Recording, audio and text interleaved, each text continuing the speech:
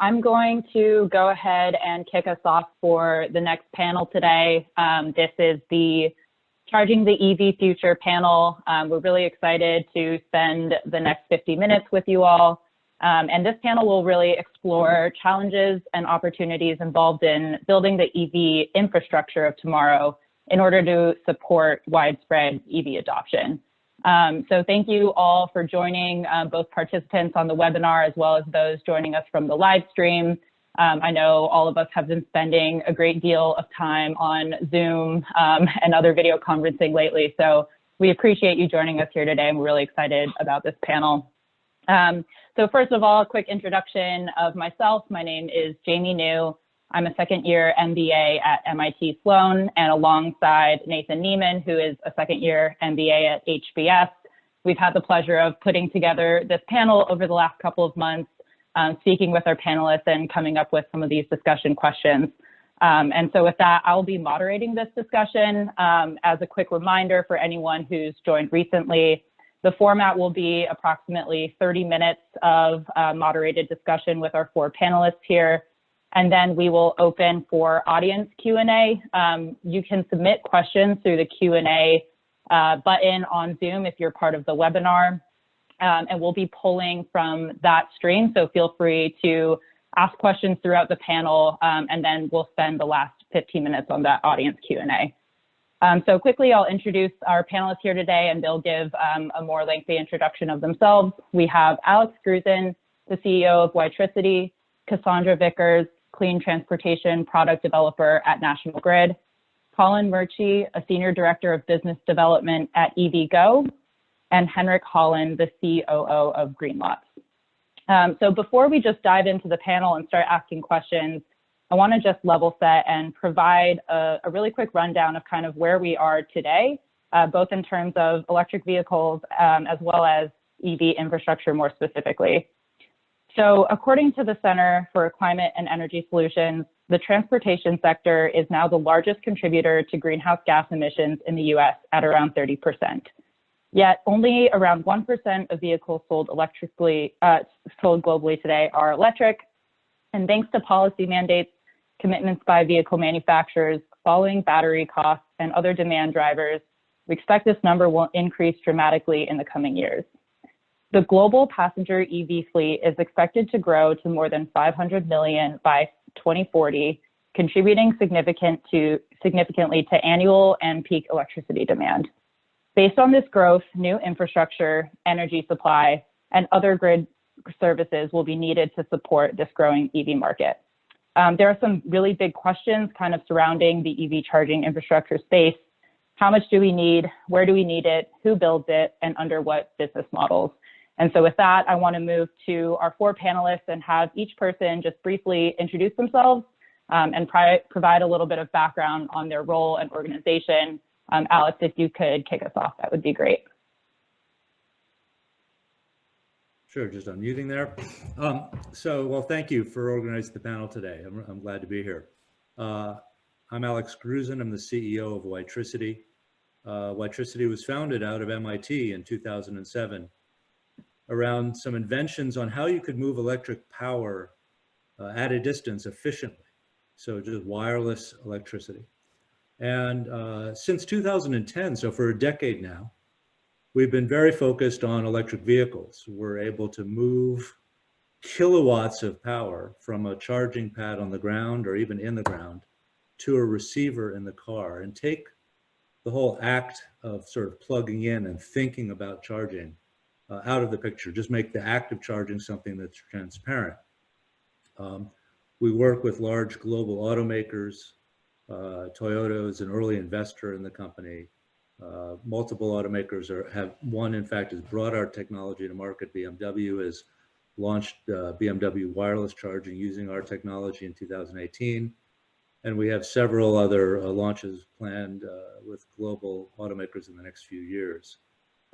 My goal is to just really improve the user experience of having an EV and really broaden interest and adoption in electrification across all consumers. I spent 20 years in the consumer electronics industry, changing consumer behavior is difficult. And I just want to make the act of charging something that's efficient and transparent and happens in the background to make wide, broad adoption of EVs something that's attractive. All right, happy to go next. Thank you, Jamie, and thank you all for really making the effort to have this continue despite what's going on. And this is working really well, actually. So thank you for having us, and I'm excited to hear from the other panelists as well.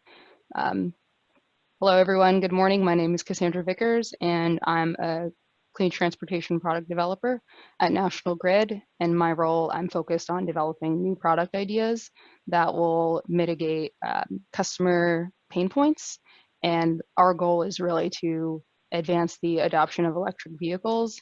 Specifically in my role, I'm focused on advancing the adoption of fleet vehicles. So think transit buses, school buses, and we're even thinking about how we can electrify different types of ports and off-road vehicles. So think seaports, airports potentially as well. And I just want to say that fleets are very important to this field, even though there are less fleet vehicles as compared to passenger vehicles.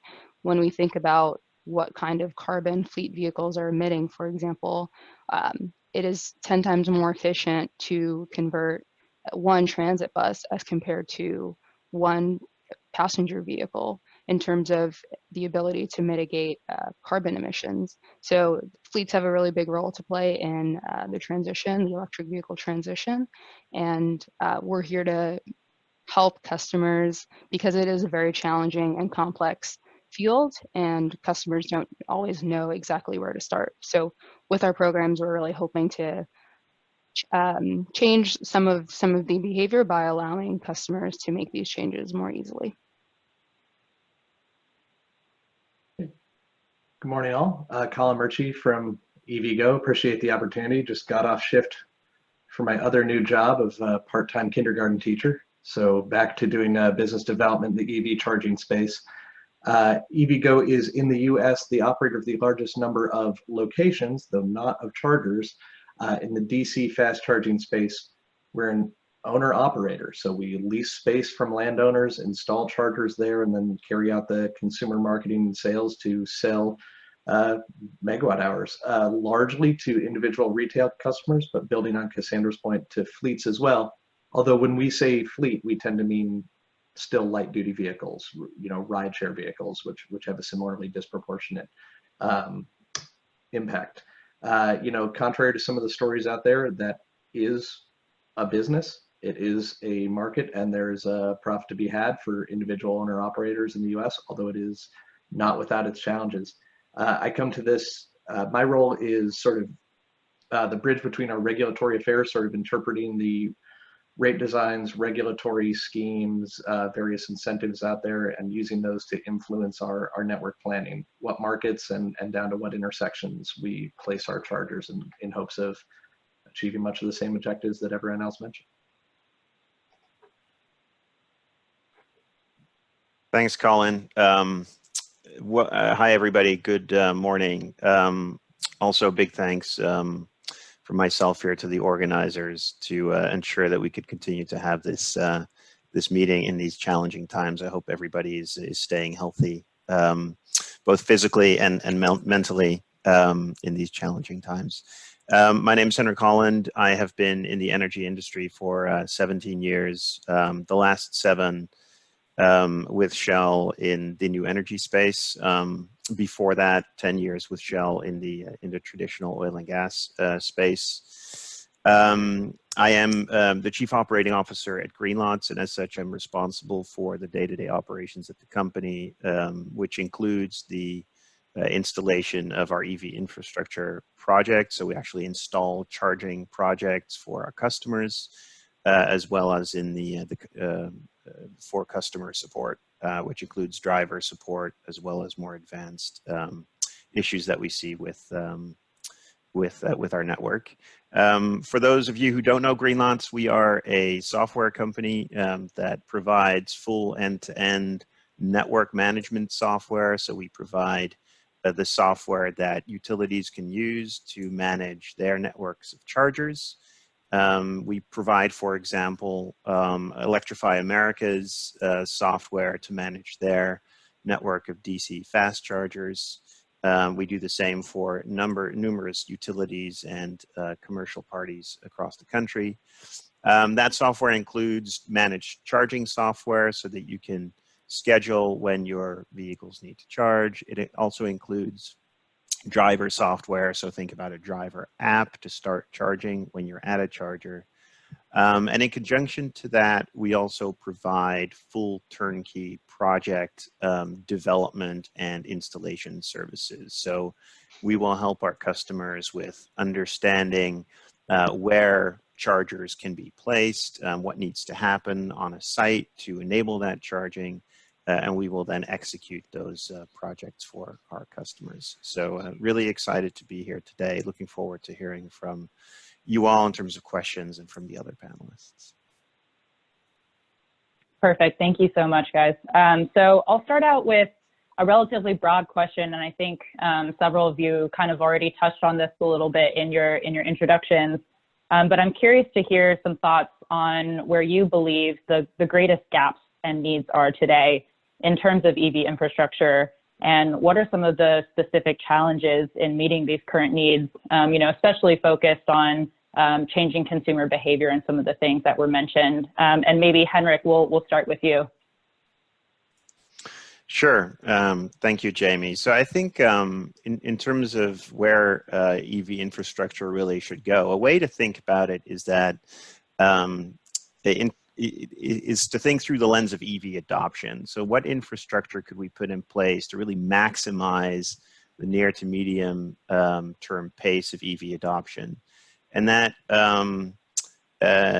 will change by market segment, but that is leading to, you know, investment in fleets, as Cassandra mentioned. We think that's a really exciting space. The challenge, I think, with that approach is that it leaves a lot of people behind. So the need to install infrastructure to drive EV adoption leads to supporting a lot of Tesla drivers that have the money to buy these cars. I think a challenge that this panel is well suited to talk about a bit, perhaps, is that of charging equity, that we need to ensure that you know, various players in the market actually have access to infrastructure. So I think the answer is let's put the infrastructure there where we get the biggest bang for our buck. I think the challenge is that might mean that we leave people in underserved communities behind in this transition in the near term. Yeah, I could build on Henrik's comments there. One thing that I'd say, just to stir the pot a little bit, is I think we're sometimes ill-served by the term infrastructure, because that brings a lot of preconceptions about how it's going to be. You know, an infrastructure is a heavy iron term. It's a centrally planned term. It's a, you know, government installed term. And I think there's going to be elements of that. You know, the transmission distribution infrastructure that comes in behind this stuff is going to be infrastructure. I think the transit fleet stuff, you know, that Cassandra mentioned, is going to be infrastructure.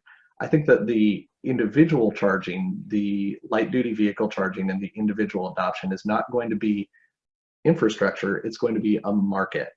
And I think that if we look to the policy tools and the policy frameworks that sort of encourage that, it's going to involve looking at things that look more like what we did to encourage distributed renewable generation than, you know, to do large scale transmission planning. So it's going to be, how do we get an economic incentive and some education down to the individual consumer to do that. To Henrik's point about equity and underserved populations, I do think that that's something we need to get ahead of. I think that we also will tend to head into this with the conception that the underserved populations will be the lower income populations.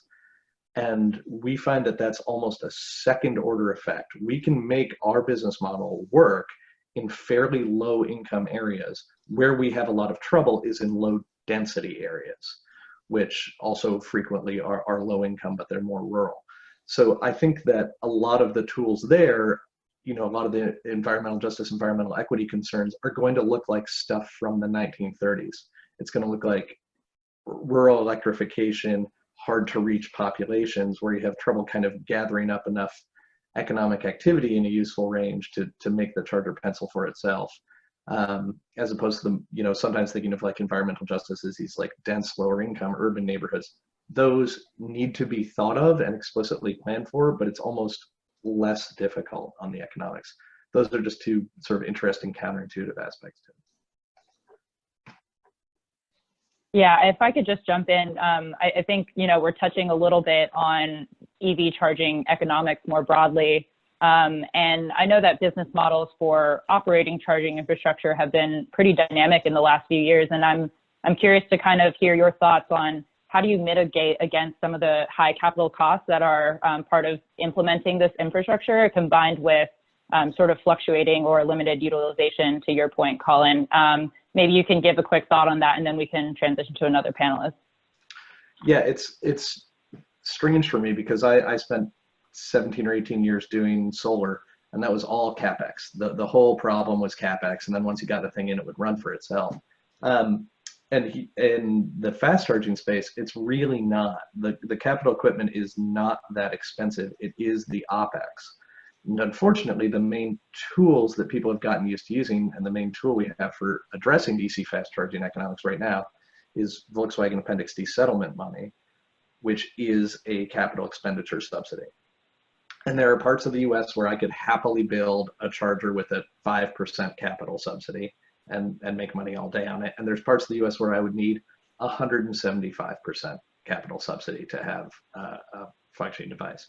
So for me, it's the tools to build probably enough DC fast charging chargers, I don't want to say infrastructure, over the next 3 or 4 years. The capital investment tools are there between Electrify America's sort of required budget, and then between the rest of the EVSE budgets coming out in both Appendix D and appropriated money. Like, it's a weird thing to say in clean tech, but we're good. The capital money is there. I'll come talk to you in 2024. I think we'll need more, but the capital money is there. For me, it's much more about means of addressing the operational costs, primarily demand charges. You know, you'll hear, interestingly, you'll hear EVgo and Electrify America keep beating the same drum on a lot of things. And one of those is demand charges, and the other is just permitting soft cost stuff. That's less of an expense than it is a delay that's not doing anyone any good. Yeah, if I could jump in as well. Look, I think that the EV, you know, sort of expansion is going to be one of through almost broad segmentation. Like we're talking a lot about, you know, public infrastructure. You know, we're talking about access to fast chargers as if that's the only sort of barrier to broader adoption. I mean, I think that it's a critical and important one, but you know, there's a lot of dynamics in the industry right now. We only really have one form factor of car that's on the market, right? It's really just a sedan. Well, sedans are sort of a small fraction of what people buy today, right? The whole market, the auto market, has shifted to small compact utility vehicles, SUVs, pickup trucks, minivans, right? And the sedan was a dying category in the auto industry. And yet it's all really, people have a choice of buying an EV. So that is starting to shift, right? So you have to think about the consumer preference and consumer behavior for vehicles. You know, we don't yet have broadly available range of compact utilities and SUVs. That is changing. So to get EV adoption, you have to have a car in the first place that people actually want. And that's not a dig on Tesla or anybody else. I mean, the Model 3 is like an amazing car, but it just represents a small fraction of what people need to use in their day-to-day life. That's one thing that's going to change. Battery range and capacity, I think, is largely solving itself. I mean, the cost per kilowatt hour has been plunging. Volkswagen's talking on the new ID3, ID4, breaking under $100 per kilowatt hour. That's where GM just announced that they would reach on their next generation of vehicles. So, you know, either both the cost problem and then the expected range per vehicle will clearly, you know, no vehicle is going to be competitive. if it doesn't have maybe around 250 miles of range, which is 90% of what people drive is within that range, right? So you know, I think the critical thing here is making charging broadly available where people park, right? It's what's going to be affordable for the economy. I do believe that for people to be comfortable buying an EV, they need to know that there is available fast charging, right? I need to know that I can get to grandma's house. I need to know that I can go from LA to San Francisco or from Boston to DC, and that along the way I'll be able to charge.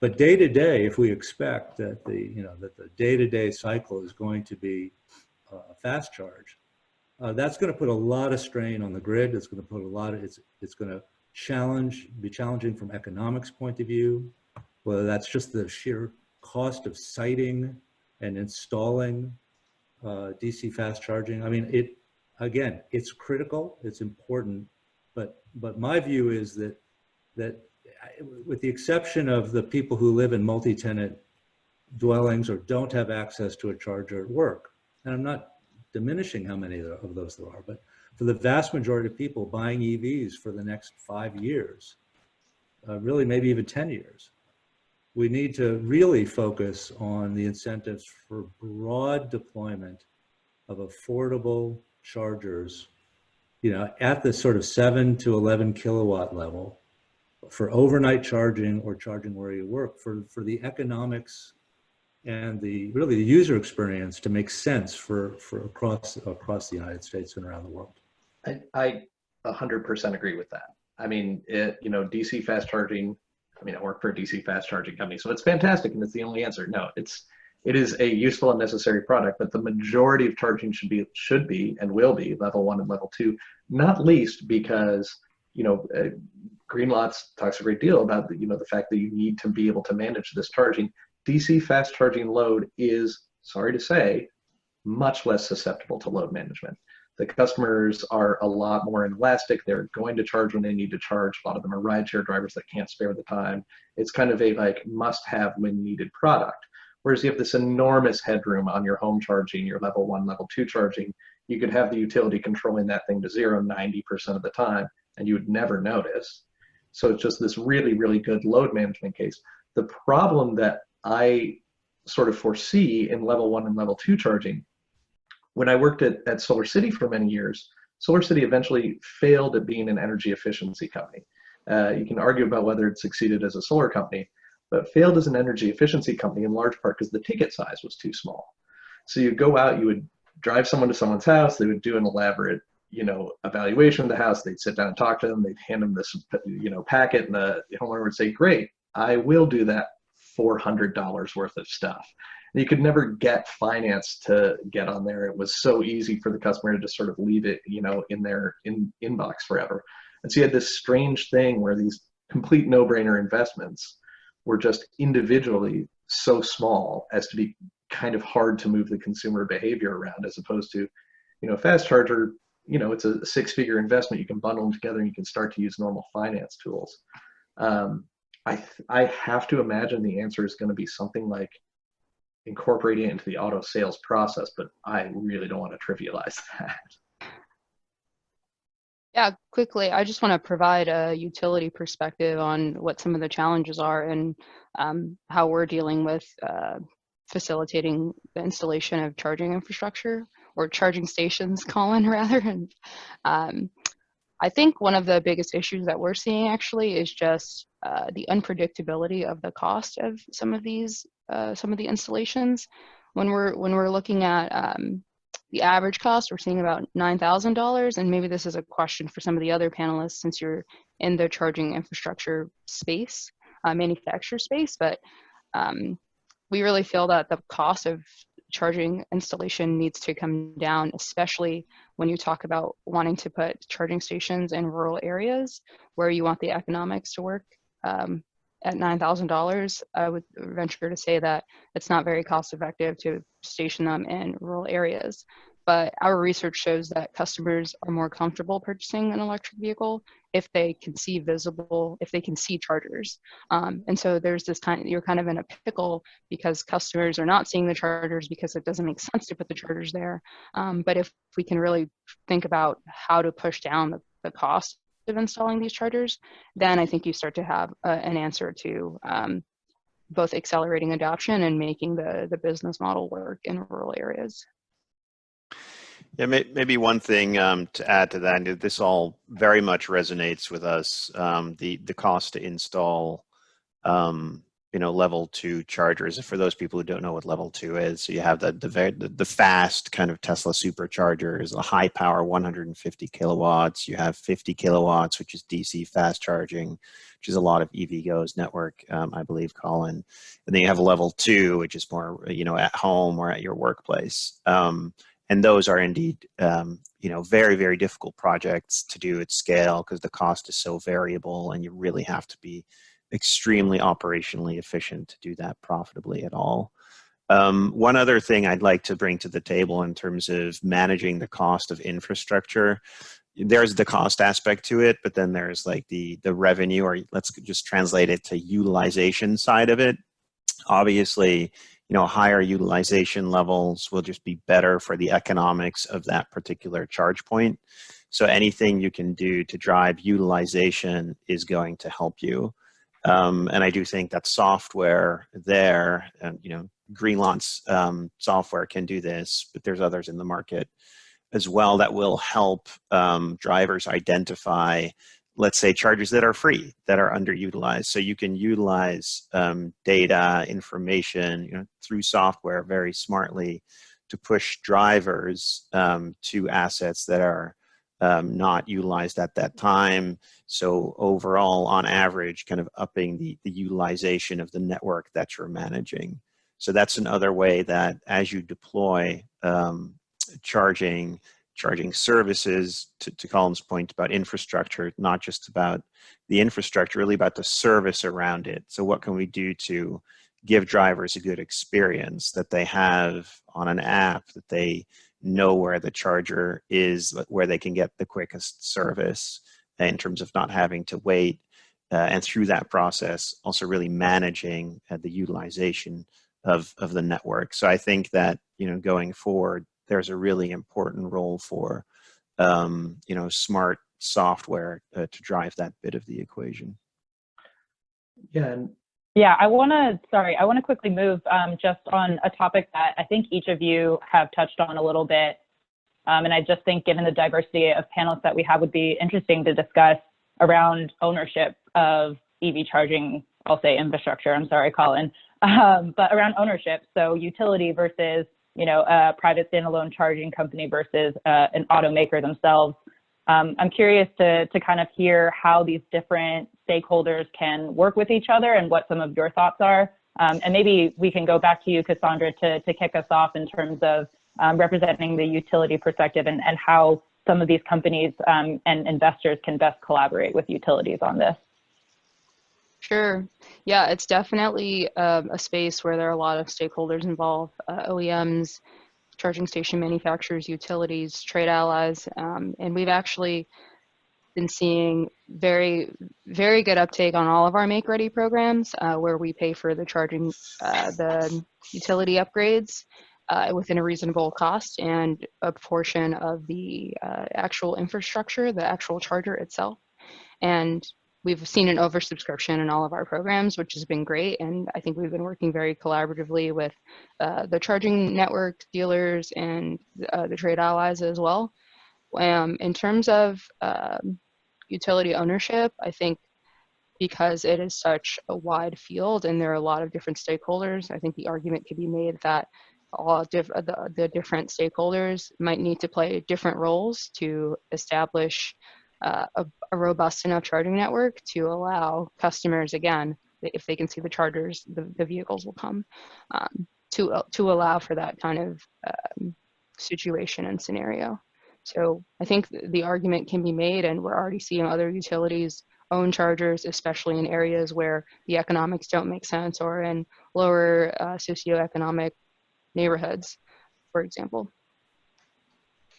Yeah, Yeah, I think I agree on the substance of that. I mean, you are seeing utilities start to own these in certain cases. I will say that you are also seeing an evolution in those filings. The first generation of utility ownership filings had about an 8 or 11% batting average. So of the money applied for utilities to own charging, they would get disapproved 92% of the time. And it wasn't really a disapproval in principle. It wasn't, how dare you, you should never own this infrastructure.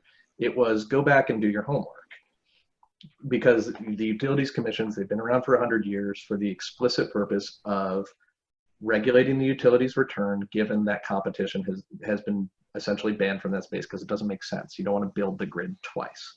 That's not necessarily true in DC fast charging. There is competition. We are a private sector operator. We have competitors. So there is competition possible. However, the regulators have a very hard question for the utilities, which is, show me why I should let you into the space, and the utilities need to do their work on that. Then they have a hard question for us, which is, you say, if the utilities should have a limited role, how are you going to serve these other populations? You know, which I think tends to be, again, more of a low density thing. I'm beginning to see, it's fairly qualitative, the first utility ownership filings that say, we will own chargers when, and then some sort of empirical criteria, like it's this many miles to another charger, there's this many EVs or not in this space, we will make it public, we'll make it transparent, and then we will, you know, explicitly set up a hoop for the private sector to jump through. The private sector jumps through that hoop, great, we can't build there. If they can't, then we will. So I think PSEG, the filing never, it got tripped up by unrelated politics, but they sort of articulated a concept like that. I think you're starting to see that from like APS and some others. And I think there's a lot of sense there. So that's sort of geographically where it works. Also, make ready, total no-brainer. And then honestly, I feel like workplace charging starts to have a more natural utility role there too, just with, you know, that begins to feel more like the infrastructural consulting thing that you know, people really do go to their utilities for. So, you know, I tell people, like, hey, if you picked up the phone to ask somebody about your transformer rating and the utility picked up, you'd be happy about that. You know, if it was 3 a.m. and you were trying to get your, you know, credit card reader to run and it wouldn't run, and you picked up the phone and it was the utility customer service desk, maybe you wouldn't be as happy at that. So I do think they're natural competencies, and I think that will start to like bed in like 2021, 2022, people start to figure out their swim lanes. Thanks, Colin. Yeah, I want to just jump to our last question, and then we have a ton of Q&A from the audience, so I want to move on to that if we can. But very briefly, maybe just a minute from each of you. There are a lot of students in the audience here, and so what should students who want to enter this field consider? Maybe just one or two pieces of advice based on your experience. And Alex, we can start with you.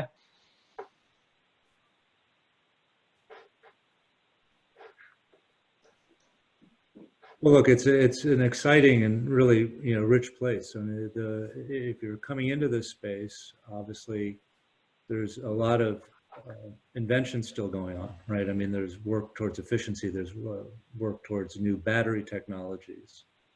There are new, you know, business models that are evolving. There are companies that are using, you know, giving away free charging, but paying for it with advertising.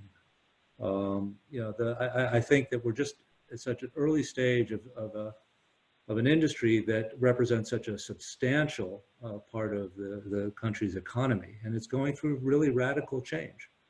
I mean, if you look at you know, a company like Tesla, the innovation was not just the vehicle design.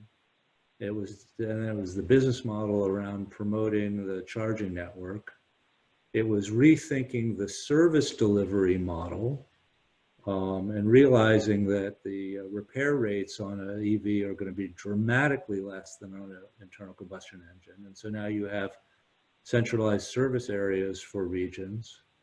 And, you know, and as we look forward, obviously a tremendous amount of investment taking place in autonomy and shared mobility and mobility as a service. And so, what I think what used to be, 20 years ago, a very monolithic view of what the quote, sort of auto industry was, has really just dramatically changed. And so I think it's very ripe and very ripe opportunities for grads to find some space and not to think about it as just EVs or infrastructure. Think about, the whole new world of shared mobility. I'd say if you think that your job is going to be financial modeling or engineering, still learn to write. If you think that your job is going to be writing and doing political advocacy, still do 1 or 2 financial modeling courses.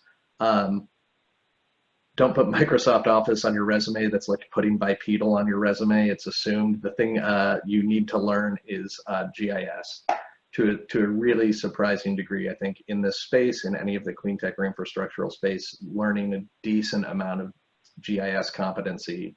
Do it when you can as an undergrad. It's cheap and easy in the school. And it's becoming kind of the Microsoft Word of the space. It's becoming the necessary skill. Yeah, for me, I would say consider the utility. There's a lot of innovation going on at the utility. When you think innovation, you don't normally think the utility, you think a mammoth that takes forever to move. But not only at National Grid, but many other utilities are starting to form these clean transportation teams. And we're rapidly hiring to expand our capacity, because there's just so much happening in the space. Like our team size has doubled within the last 6 months, and that's happening all across the country. I mean, there's already $1.4 billion of approved EV funding all across the US, and that's only going to start to increase. So I would say consider the utility, and we've got a lot of folks retiring in the next 5 years, so there'll definitely be space for young minds. So with that, keep an open mind and consider that for postgraduate career development. Yeah, I have 3 points.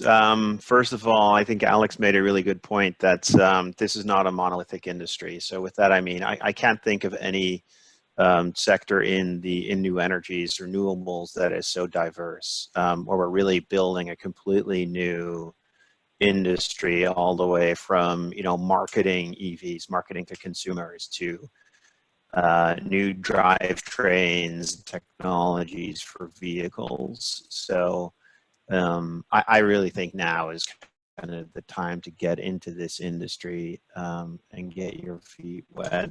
The second bit would be get your hands dirty. If you have a choice between roles,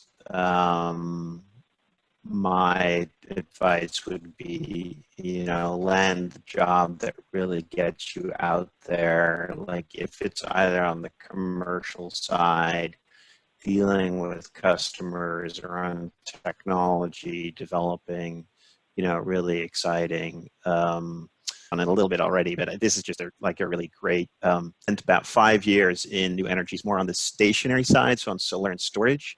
And it's just really hard to sell a purely financially driven product to a customer, which is, if I put this battery next to your building, it's going to save you a little bit on your utility bill. It's just not as exciting as, hey, you have these EVs coming, everybody understands that they're coming. There's an appeal around it. Like there's just a lot more customer pull in this industry. I think that's very different, much more tied to real customer desire and imagination than anywhere else in renewables. So I think, a real plug for this industry. I think this is a great place to be right now. Awesome. Thank you all so much for sharing your thoughts and your advice. And with that, I want to move into the audience Q&A. I think we have a good deal of questions here. So if we could do maybe 1 to 2 perspectives per questions, try to move through as many as possible.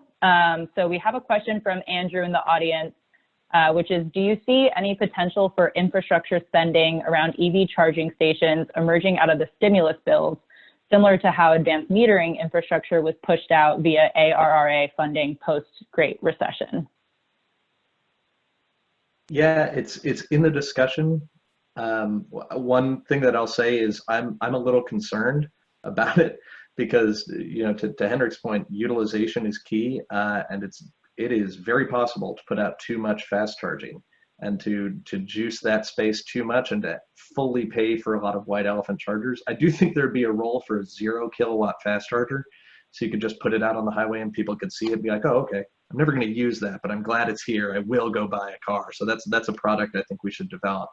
But I do think there's a discussion of it in the stimulus. But man, stimulus is CapEx and fast charging is OpEx. I'm a little bit concerned about that. To be utterly honest, I would think we'd all be better off if that all moved to the vehicles themselves, which would be fantastic, you know, or to workplace and home charging.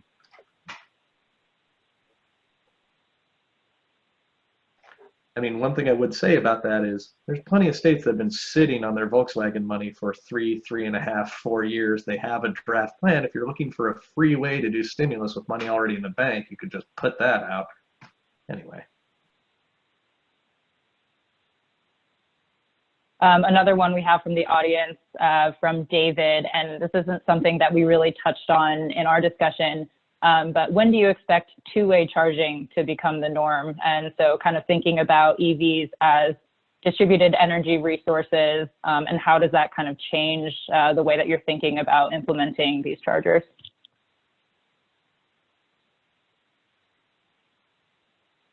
Yeah, I mean, I look forward to hearing Henrik and Cassandra's comments as well. From what we generally refer to as vehicle to grid, we've been working with the automakers, with Honda in particular, to demonstrate wireless vehicle to grid, just to, you know, as part of our creation of a global wireless charging standard. We had to validate that, you know, even if you went wireless, you could still demonstrate power flowing the opposite direction. Obviously, that's a few years out. Right now, you see Nissan in particular has been most aggressive at doing pilot programs in Germany to show vehicle to grid that it's viable. You hear more talk about it being applied in commercial settings, for example, using school buses with their major capacity and their very sort of finite use in the morning and the afternoon as a source to power school districts during or communities during the central part of the day, and then fully recharging overnight. So it's absolutely being contemplated, but I think it is it's sort of trailing, and there has not been a great sort of global standardization around how to make it work. It seems so far to be, you know, sort of manufacturer by manufacturer. I'm curious if Henrik or Cassandra have any different view from what they've seen in the deployments, or Colin as well. Yeah, Alex, definitely seeing those same things with Nissan as kind of the leader in this space right now. We are conducting actually a V2G vehicle to grid pilot in Massachusetts with school buses to test out that exact phenomenon that you mentioned. And we're also actually seeing it as a potential revenue stream for the school to make the payback period of buying the electric school bus a little bit shorter, because as we know, the electric option or substitute is more expensive than the diesel or gasoline option. So vehicle to grid can definitely be seen as another way to generate revenue for those who are buying the vehicles. In terms of when it will be the standard or the norm, I think the ball is very much in the court of the OEMs. That's where we're kind of seeing a roadblock. And it's really OEM by OEM whether or not they'd be willing to allow this two-way exchange of energy. I think there's definitely some concern about battery degradation and what that does when the battery is cycling energy in and out. So I think that's to be seen. But the utility is definitely considering it from a point of view of it has the ability to assist the grid, especially during peak times. Yeah, I'd agree with that. I think it's a few years out. I mean, think about the fact that this is an item with a lot of system interdependencies. And whenever you have a lot of system interdependencies, you know, the road to something being the norm is generally quite long. The other issue here, I think, is that the value streams associated with vehicle to grid are very variable across markets. So it's very challenging still to put like a large generalized business case around this functionality. But in many instances, the technology is here. Our sister company in the Netherlands, New Motion. So Greenlots is a wholly owned subsidiary of Shell, so is New Motion. We have a V2G product in the market. We recently powered our entire site there with our own vehicles using that V2G product. So definitely Nissan, there's a few leaders in that space. The technology, I think, roughly is there, but it really is about you know, getting it into the majority of cars, which has cost implications, which is an issue right now. So I really think we're a few years out. Awesome. So one of the questions I think touched on something that Cassandra, you just mentioned, but from Mark in the audience, one of the issues with EVs that consumers are generally unaware of is battery disposal and the cost of that. Long term, do you see this as an issue or a roadblock?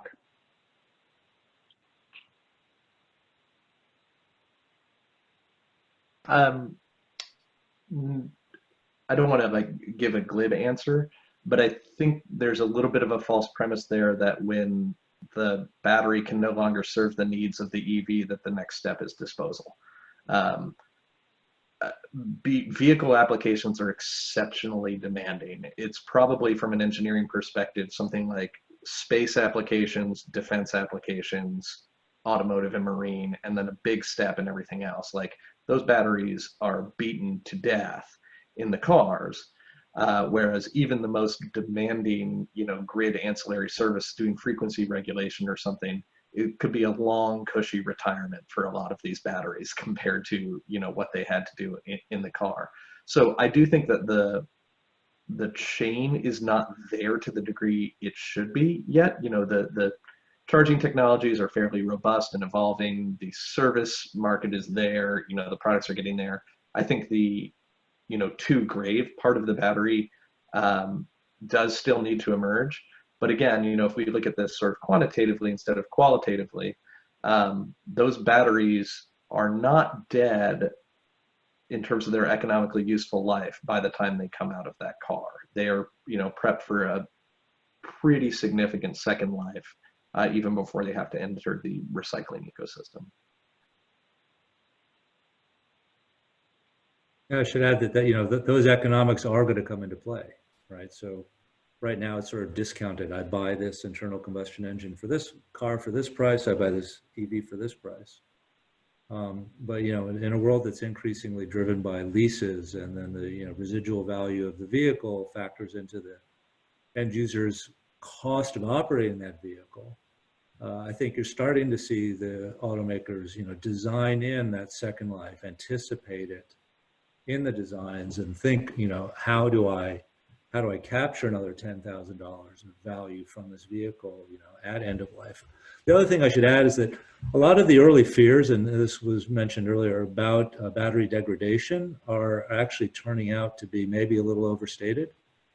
I think generally, for every automaker I've talked to, they've been actually very pleasantly surprised by how the batteries are sort of maintaining range and maintaining life.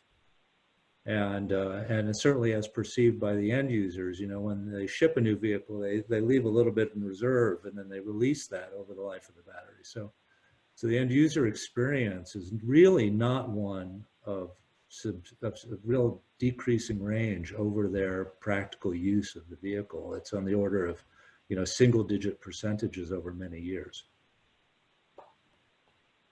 So, Awesome. so Thank you. those batteries have a lot of life left in them, as Colin was just saying.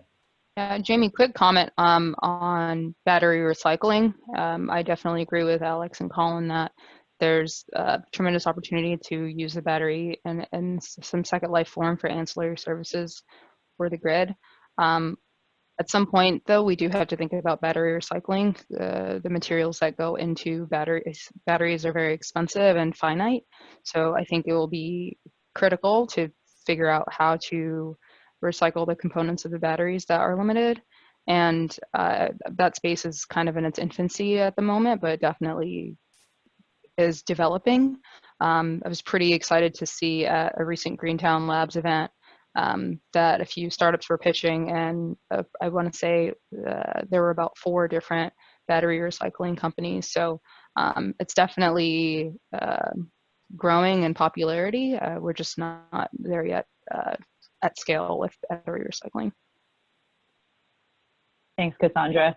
If I could just ask one more question. I know that we are technically at time, but we have a pretty long lunch break after this. So I'll ask one more if that's okay with our panelists, and then we can close and give everyone a lunch break. But one of the questions from Nathan in the audience is, what opportunities do you see for financial investors as opposed to strategic investors in terms of EV infrastructure?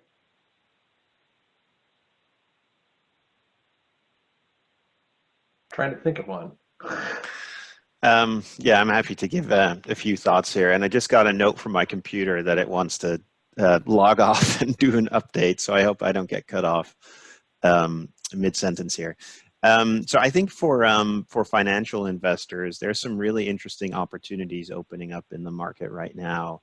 I think specifically around what we call charging as a service. So providing customers, be it let's say retail outlets, shopping malls, with a kind of no money down charging service, and then on the back end figuring out a way to tie in some level of utilization into that infrastructure through deals with fleets. And that could be, your ride hailing fleets, e-hailing, Uber, Lyft, pushing their vehicles to that infrastructure. It could also be, local service delivery. So on the one hand, doing deals with customers that require charging services and charging infrastructure to fuel their cars. And on the other side, putting that infrastructure out there with entities that are interested in having that at their sites.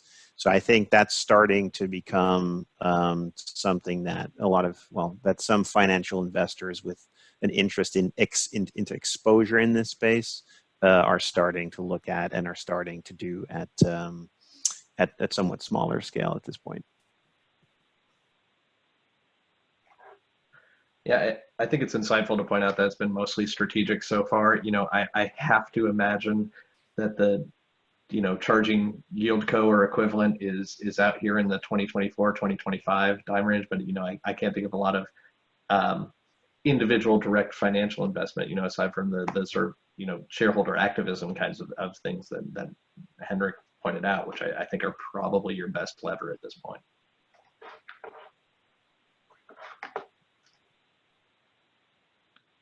Perfect. Thank you all so much. It's almost 11:50. The next session will be after a lunch break. Like I mentioned, at 1:15, we'll have a keynote from Dr. Daniel Kamen, Professor of Energy at UC Berkeley. And then finally, I just want to, again, thank our audience for the insightful and interesting questions, as well as Alex, Cassandra, Colin, and Henrik. Thank you guys so much for joining us virtually today, and hope everyone has a good rest of their day. Thank you so much. Thank you, Jamie. Thank you. Great panel. Thank you.